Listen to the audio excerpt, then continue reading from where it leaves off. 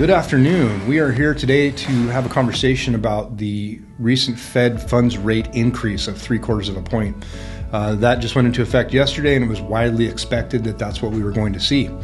And so we've been receiving phone calls from a lot of our clients asking us if our mortgage rates are going up by 0.75 of a point as a result of the Fed increasing rates. And the answer, of course, is no. And the reason is mortgage rates are actually tied to the 10-year Treasury bond, not to the Fed funds rate. The Fed funds rate is the rate at which the government lends money to businesses and such. With that said, mortgage rates do tend to move in tandem with the Fed funds rate, but they tend to move earlier. And what I mean by that is we've known for some time that the Fed was going to raise rates, and we've known for a few weeks now that it was most likely going to be a 0.75 point hike. And so because of that, mortgage rates have actually been moving up in advance of yesterday's decision. So yesterday's decision was not a surprise.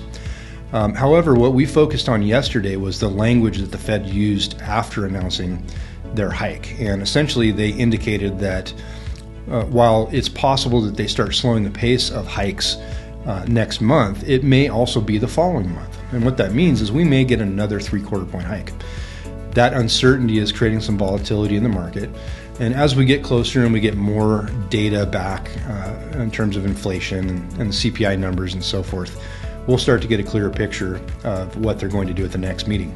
With that said, the thing we're looking to figure out, or the point we're trying to get to, is when we are confident that the Fed is actually going to start slowing the pace of the hikes, because that gets us closer to the point at which they stop raising rates, right? So what we're going to look at today is some of the things that we're watching here at Cardinal. We're keeping an eye on to try to help us forecast what's going to happen. At the end of the day, we don't know yet, but there's some things that I think are going to start showing up pretty soon here that will lead us down the path of lower inflation and therefore lower mortgage rates. So the first chart I'm going to show you here on your screen is a chart that shows the monthly CPI increases. So this is how much are the consumer goods, as measured by the CPI index, increasing per month. Now, we've heard the number of inflation being at 8.3%, 8.2%. That's an annual total of these monthly figures, okay? The reason why we're breaking it down and looking at the monthly figures is if you look at September of 2021, we had a 0.4% monthly increase, okay?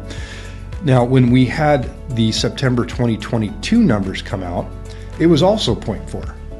And the reason why this is a great illustration is if we take a sum of the 12 most recent monthly increases and we add them together, if we drop off September of 21, which was 0.4, add in September of 22, which was also 0.4, we end up with a relatively level inflation rate.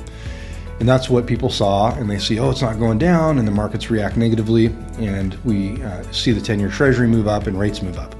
Okay, let's take a look at October, though. In October of last year, 2021, we had a 0.9% increase in the monthly CPI. That's a big number.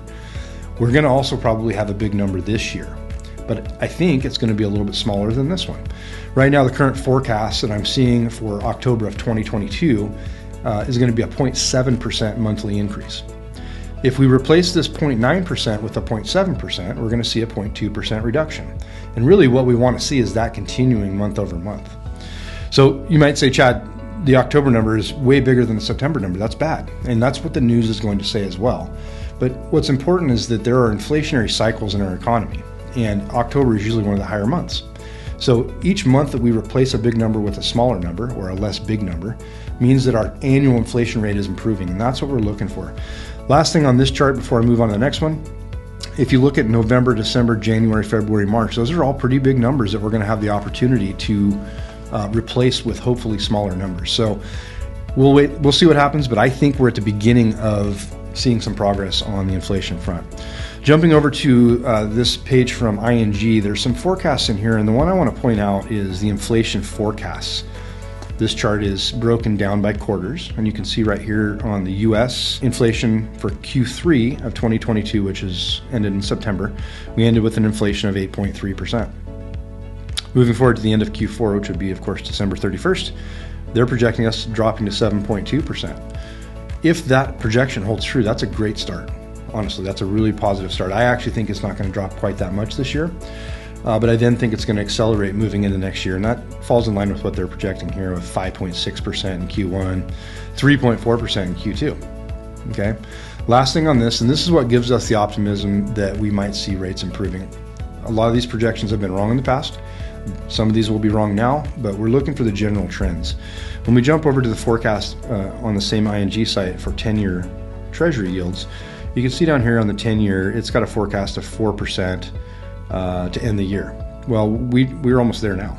The Fed just raised rates to, was it 3.75 to 4? So we're already up against that. And so I actually think that forecast is a little bit wrong, because we're probably going to see at least 50 basis points in December, which would put us at 4.25. Okay, so they're going to be off a little bit, but looking at the forecast going into Q1, they're seeing it drop by 50 basis points, another 50 basis point drop in Q2, and then 25, and then it starts to flatten out.